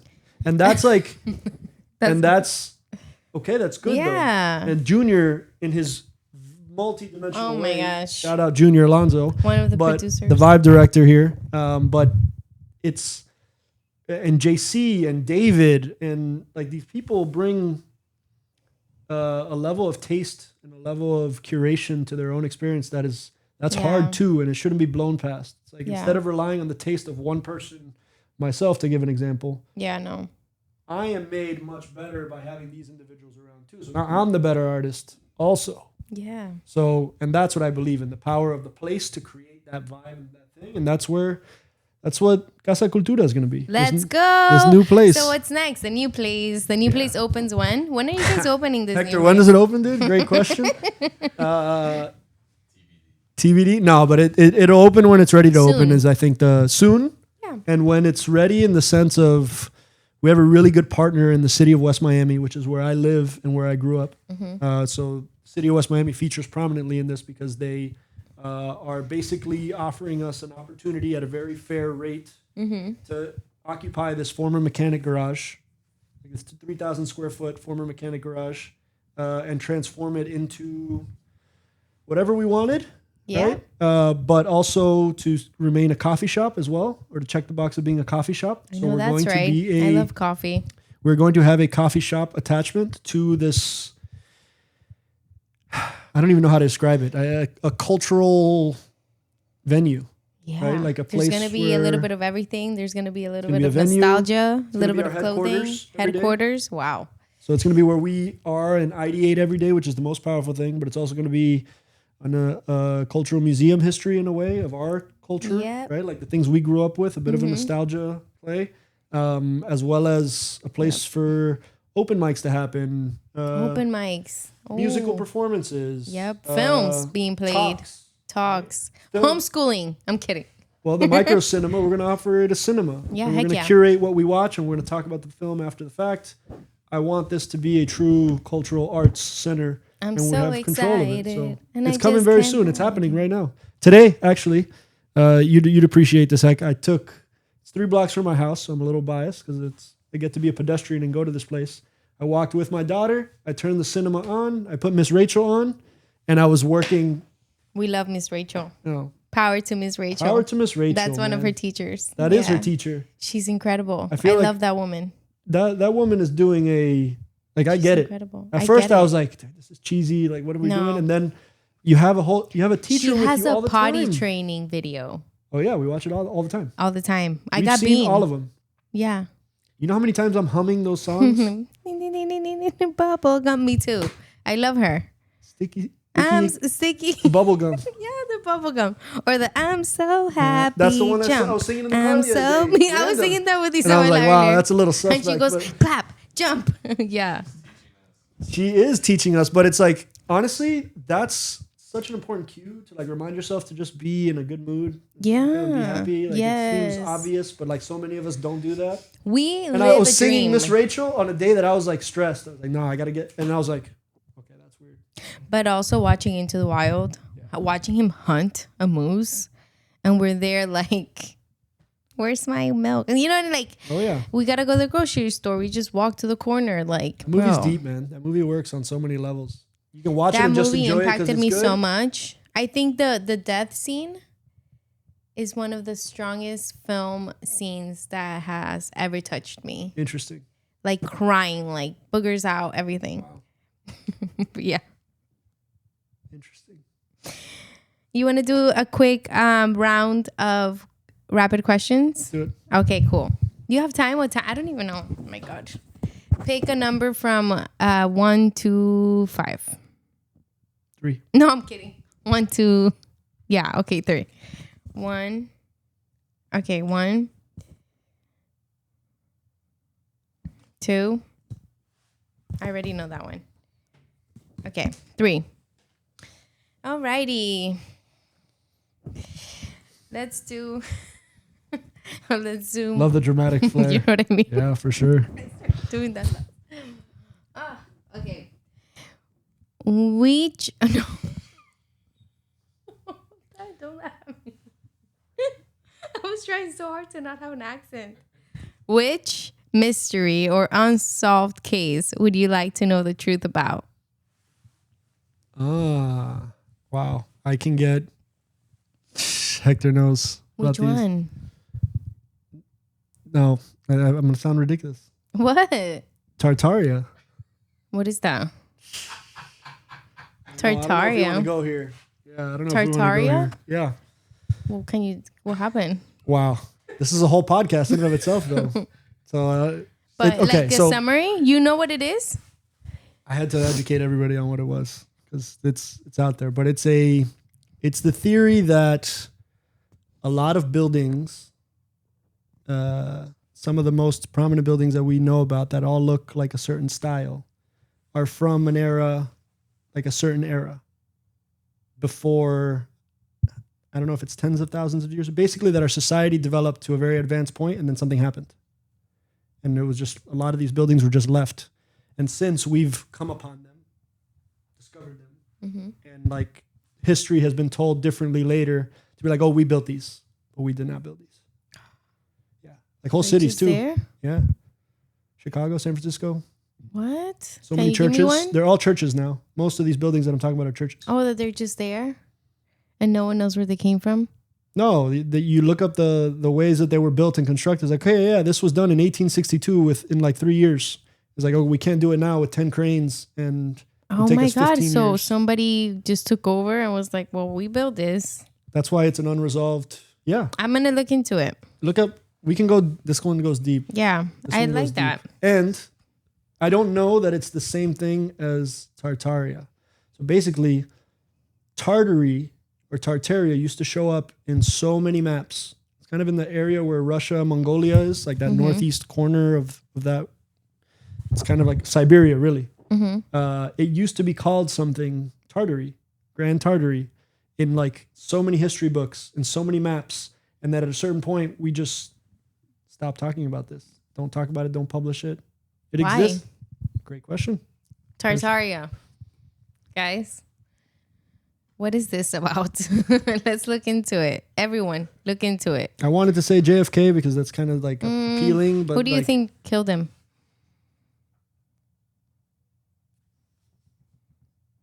I don't know. I think anything's possible when you're operating at that level, like organized crime, or is it like uncovering things from previous regimes or organizations? Or you finally arrived at finding out about something that you really shouldn't have or wanted to do something about. Isn't that scary? Yeah, all the things we don't know about, but they're happening. Yeah. For me, what a question. For me, the Amy Bradley. I want to know what happened to her. Which one's that one? She is this woman in 1998 that got lost in a cruise ship. They never saw her again. That one shows up on the top 10. Right now. Yeah, you should watch it. It's like, I have a hard time with those. Because you don't find out at the end what happened? No. I'm not. It's kind of the reason I don't watch horror movies either. Why? I don't take on, because I think when you're watching, you take on a lot of those emotions, and I don't like sitting with those kinds of emotions. Like something scaring the shit out of me, or sitting with like the disappearance or murder of somebody. That stays with me.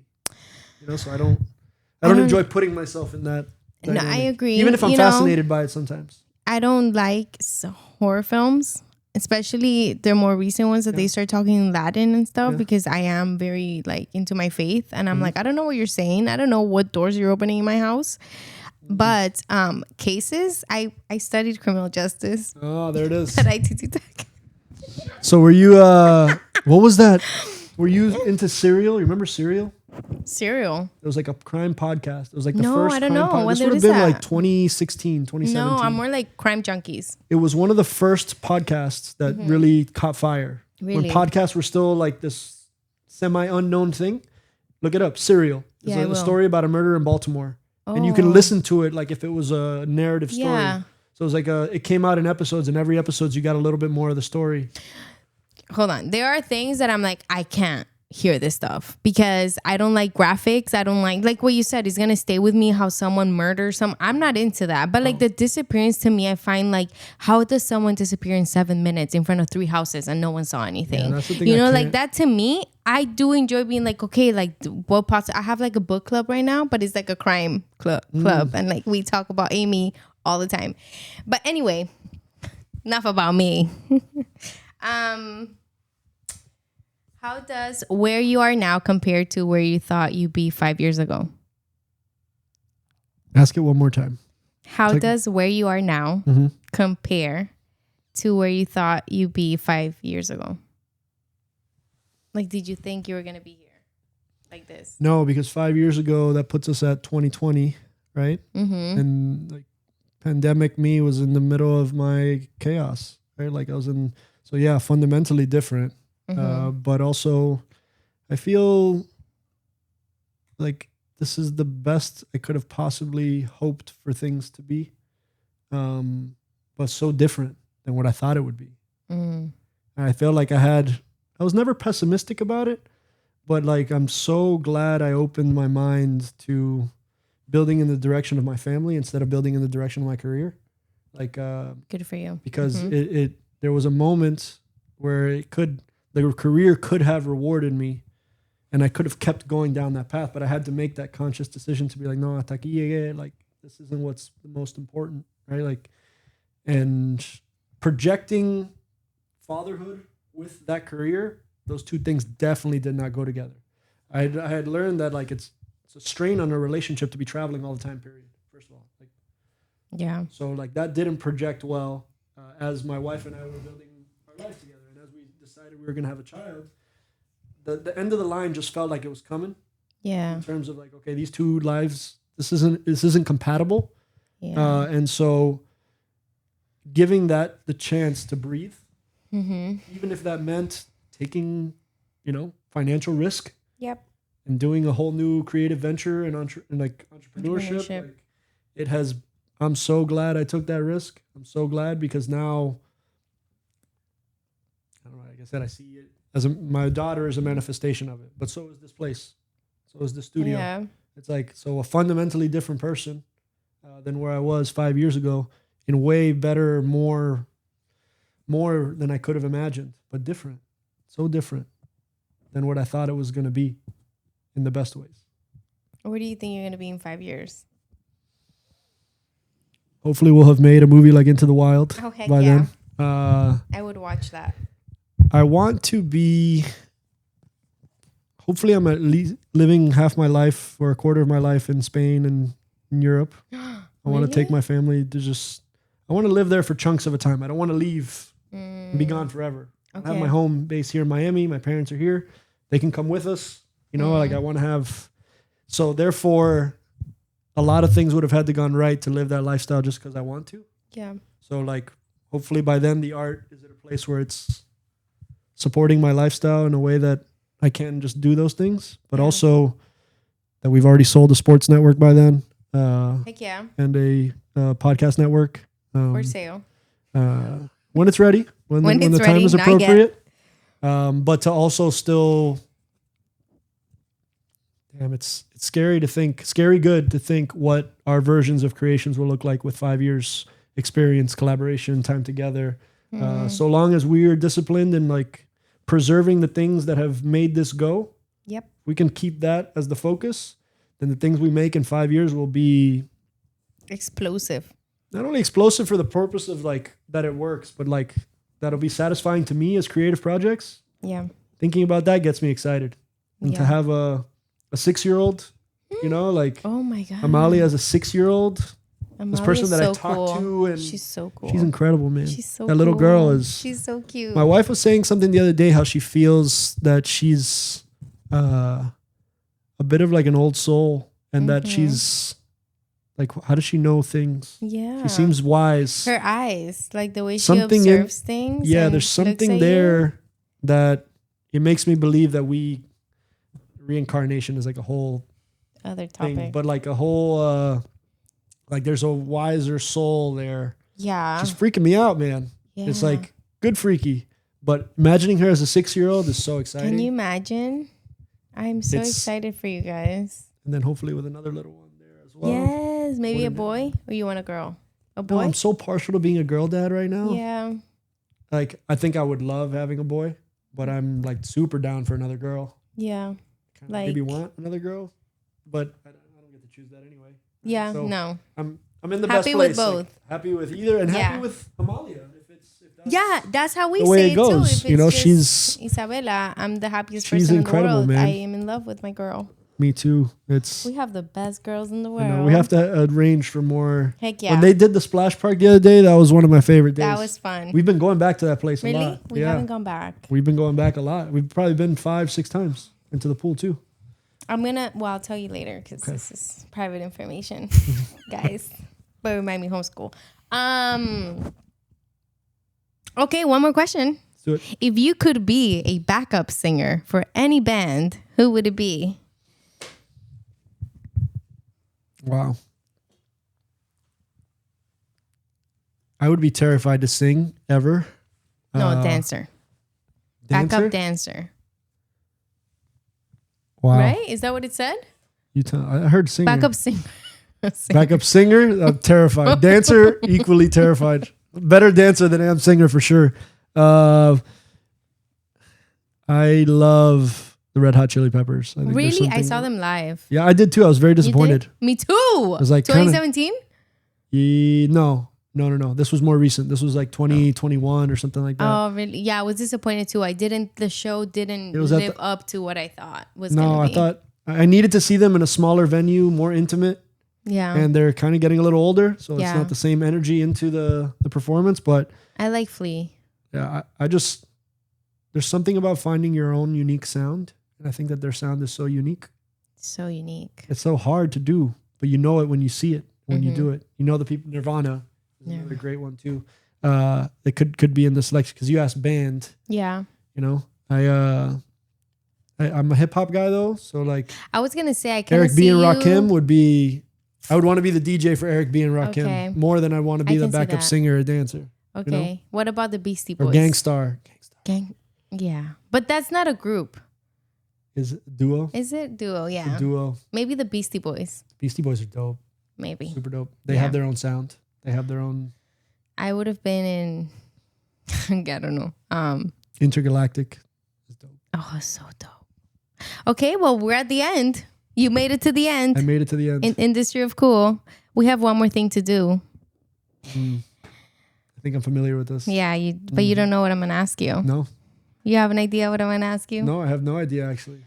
But I've watched enough episodes to know that this is a part of the... This is the magic telephone. Instead of the magic buzz, this is a magic telephone. And Amalia's going to call you when she graduates. Well, this question was made by Hector. Yes. Was it graduated college or high school?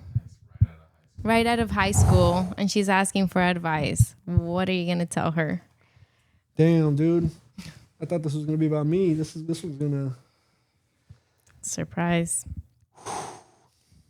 So I pick up the phone and she's on the other line. Yeah, she's just graduated high school. Yeah. Mm-hmm. Wow. I don't even know what nickname I would have for her at this point, but something. My wife calls her Toots. Oh, I call Isabella Tutti. Toots. That's cute. It comes up, so Toots. Wow.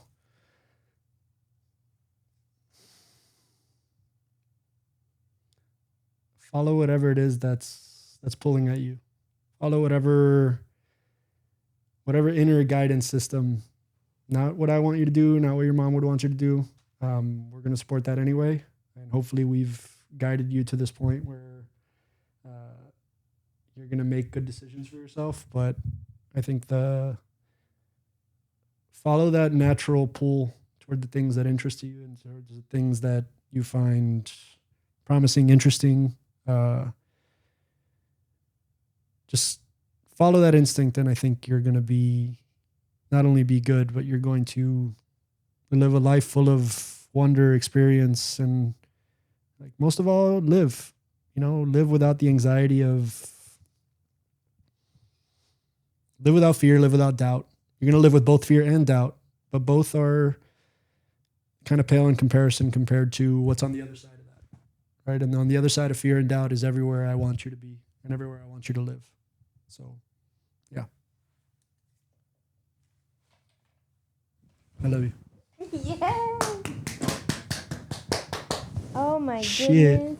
I'm so happy you guys. That won't put me on the spot. Oh, thank you. Well, you want this. Wow. This is I thought about this one as the movie. Peter Pan. It was Peter Pan and Into the Wild as the two selections. Well, now you get to read it for Amalia. This is incredible. I've tried to get her to watch the movie. She hasn't been as... Miss Rachel is more interesting. Yeah. Super Simple Songs also has... You guys do Super Simple Songs? What is that? It's a character... like Little Monsters. Mm-hmm. They're... Yeah. I'm going to look into it. Is that what the birthday was? Yes. Oh, okay. Yes. I was asking him. Her first birthday was all Super Simple characters. I've never seen those cartoons before. It's a whole... It's Super very simple animations without a lot of quick cuts, but a lot of the nursery rhymes, and she loves it. I'm going to put it on for Isabella. But this, if you ask my mom, this is the I would take this out of the VCR, put it in the rewinder, rewind it again, and start again and again and again and again and again. Peter Pan is deep. You can fly. Well, I saw some theories about it. That's another. It's probably some dark shit. Yeah. It was 1950 something after all. Well, I did learn in my English class in high school with Miss Million. Shout out if you see these ever. I love you, woman. I hope I made you proud. Yeah, all the fairy tales are pretty dark in real life. Yeah, like Alice in Wonderland and all these fairy tales overall are pretty dark. And this one too. Like I've seen. It's funny because when you watch these movies, they have the apology now at the beginning of the movie. Oh, yeah. Have you seen those? That's so like, sad. Hey, this the depictions of Native Americans, depictions of like all these things. I saw it for the dog movie. What's that movie? The Tramp. Lady and the Tramp. Yeah. Now they have a thing at the beginning. That's the only movie I've seen. Peter Pan. Really? The Native American stuff in Peter Pan is really? very. And there's a bunch of layers to it, but what I didn't say in that conversation was I think we don't teach our kids enough to dream. And I think that's what Peter Pan does. Yeah. Like to build an imagination and dream things, and like that, like to not discourage and not like kill dreams. Like let kids dream, encourage them to dream, see what comes out on the other side of those dreams. Right? Because I think that's what I wish that was encouraged more throughout my formal education. Yeah. It wasn't. It was a deferral to what's going to get you the best job. Like what's the smarter play? What's more stable? To be a doctor, lawyer, like what's more stable? And I think if you can go too far in the artist only direction, but I think dreaming and creativity should always be encouraged at the highest levels. That takes different shapes and forms, but it has to start somewhere. So I want to make sure that my little girl knows how to dream. She's going to be a dreamer for sure. Our girls have the best dads in the world. I mean, I'm so happy. I always tell Hector, I always tell him, I'm like, you have healed my inner child by seeing you be such a great dad to my daughter. Wow. Think about that. I know. That's heavy. No, I tell him that. I'm like, I definitely did something right. I think you two are onto something. You too. I think so too. Good for you guys. I want to thank you for being here today. I know you're a busy man and you have a lot of things, but thank you for sitting with me and opening up to us. And, I hope you enjoyed our time. I am so flattered, honored, feel very gracious to be here. I mean it when I say I'm such a fan of the two of you. But I'm also such a supporter of what you're doing. To do it, like you're putting yourself out there, you're putting yourself, your expression, you're chasing creativity. I think running a podcast is not. It's not. 4 walls and a camera and you get it going, and like there's so much that goes to it, but also there's something to being the engine or the driver of one of these things, to be the energy pushing it, and to be wanting to have good, deep, meaningful conversations beyond just like, this wasn't like a superficial level conversation, and they usually aren't. And tying it all to film is just so in my wheelhouse. I've been excited for this, to be honest. I've been excited to come on. Yeah. And I like the range of things you can talk about in your show, right? Like it all goes. It really is. It's more a show about life than it is a show about film necessarily. You're talking about life through film, and I think life through art, right? And so to be a small part of it, especially to see this up there all the time, and to have it's camera cool. Yeah, it was my true pleasure, and I really am a supporter of both of you guys, but I'm a supporter of this show in particular. So I'm a big supporter of people doing things and making things happen, and you are. Thank you so much. Yeah, I really appreciate that. Happy to. So much. Thank you. Thank you guys so much for watching. I can't wait to see you next time. I love doing this. I do want to thank Cultura Media House for making this happen. And I'll catch you guys next time. Yeah.